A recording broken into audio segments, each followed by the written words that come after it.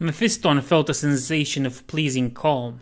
For centuries he has harnessed powers that went beyond standard librarian's disciplines, but since his second rebirth he could wield them with a subtlety he had never dreamed of. As the laser blast ripped through the gunship's hull, Mephiston's mind leapt into action. His thoughts moved at such incredible speeds the world around him slowed to a glacial crawl. He stepped outside of time and allowed his thoughts to wander lazily over the rest of the gunship. He was too late to save the pilot. The man's skull had already crumpled. There was also damage to the landing gear and 2 missile launchers. A fuel line had been severed, but the fusion reactor was intact, as was most of the hull's ceramite plating.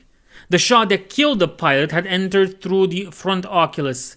It would pass through Antron's head next. A few milliseconds after that, the Pensoros would lose its artificial atmosphere and, with a brief dramatic fireball, spit its passengers into the void. Mephiston unfastened his harness and rose from his seat, moving to a blurred, motionless college. The air trembled with a groaning howl. It was a fraction of a sound, truncated and left howling in an outrage at being held in stasis. Other than Mephiston, the only movement in the cabin came from a blizzard of shadows that tumbled around him as he approached the dead pilot. Fascinated, Mephiston reached out, trying to grasp one of them. His gauntlets passed through it, but he had seen this before, and he knew it was no trick of the light. He was seeing echoes of other dimensions. By stepping outside of natural temporal constraints, he had become interspatial. Was this a glimpse of the warp, he wondered, seen from another angle? Or was it another place so foreign as to be beyond such concepts? He stared into pools of darkness, trying to fix the shapes, but it was impossible. Every time he thought he had seen something familiar, a face or a piece of architecture, it dissolved into something baffling. He shook his head, trying to steady his thoughts. Sidestepping time was dangerously alluring. There had been times in the past when he had lost whole months examining one incomprehensible detail. Blood angels were long-lived, even by the standards of the Adeptus Astartes, but Mephisto knew that every moment of his span was a blessed resource not to be frightened. He fixed his gaze on the pilot's shattered skull. The man's head was a cloud of blood and grey matter, glistening and bulbous like a grotesque blossom. While Mephiston had been examining the shadows, the laser blast had moved on, progressing another inch towards Antros' rigid face. Mephiston reached out and collapsed his hand around the lethal beam, extinguishing it with a muttered phrase. Then he turned his attention to the damaged ship. It was an easy enough matter knitting together the molecules of the oculus. Mephiston's masterwork, the glutted sigh, was strapped to his armor in a gilded reliquary, a repository of every blood rite and discipline he has ever mastered.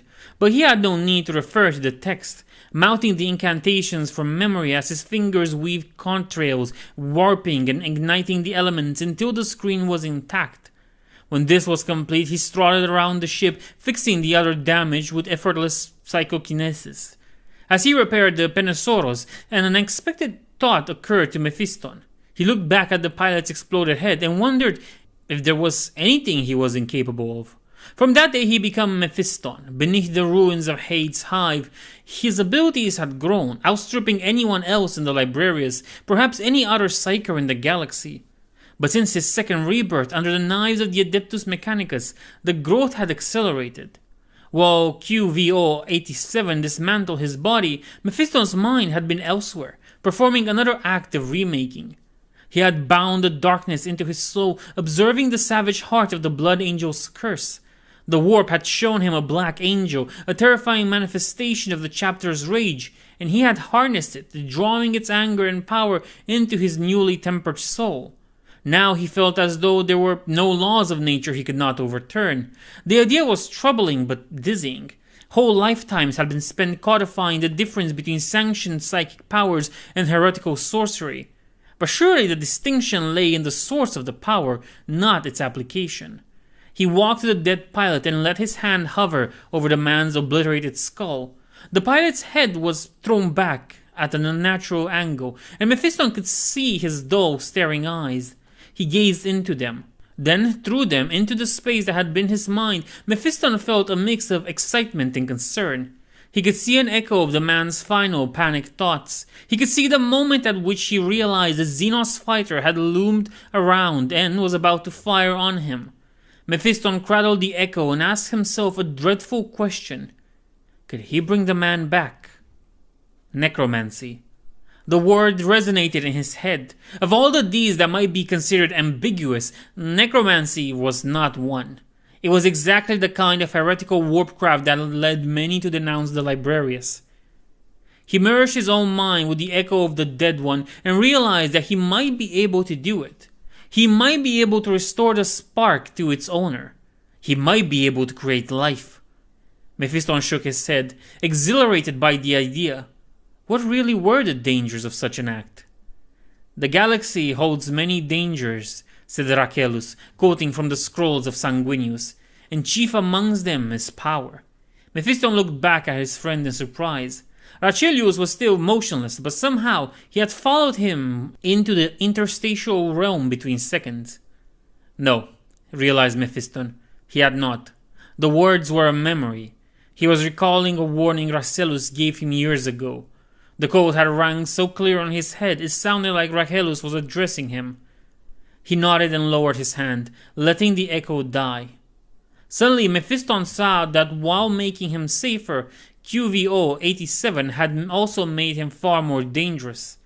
When everything is possible, nothing is safe. The potential for harm he carried was incalculable. If the chief librarian of the Blood Angels were ever labeled a necromancer, what would that mean for the chapter and his successors? By reviving one man, he could doom an entire legion. Mephiston looked at the pilot's ruined face and realized just how deep a chasm he was traversing. He returned his thoughts to more immediate concerns. He had extinguished the laser blast and repaired the gunship, but they were still surrounded by swarms of Xenos fighters. The next attack would only be seconds away.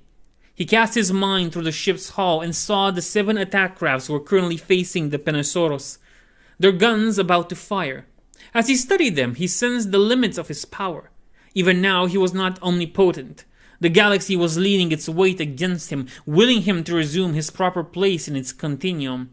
The grinding sound grew louder, as though the elements themselves were about to snap. He would not be able to keep himself apart like this for much longer. He dropped his mind into the skull of the nearest Xenos pilot, and this time, rather than examining the being's psyche, he examined its physicality, studying the rangy muscles and ligaments beneath its close-fitting armor. He thought on a molecular level, feeling the heady rush of the Xenos pulse. The blood rush caused Mephiston to gasp. Gene-bred hunger flared in his throat, and he had to recite mantras to calm himself. Working at this distance while simultaneously holding himself apart from the flow of time, his psychokinesis would not be powerful enough to attack the Xenos fighters or immolate their pilots. He would need to do something on a smaller scale, something easier to achieve. The Xenos' pulse continued to stroke his bloodlust, giving Mephiston an idea. He allowed his mind to sink into the vitae, enveloped by the corpuscence, then worked in the same way he had done when fixing the Storm Talon's oculus. He knitted cells together, binding and melding them to his will. The molecules began to clump together, forming a clot.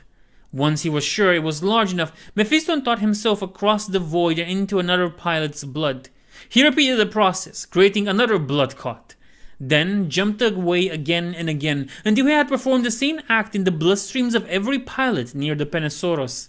He ensured every clot was positioned so as to be fatal the instant the Xenos heart began beating again.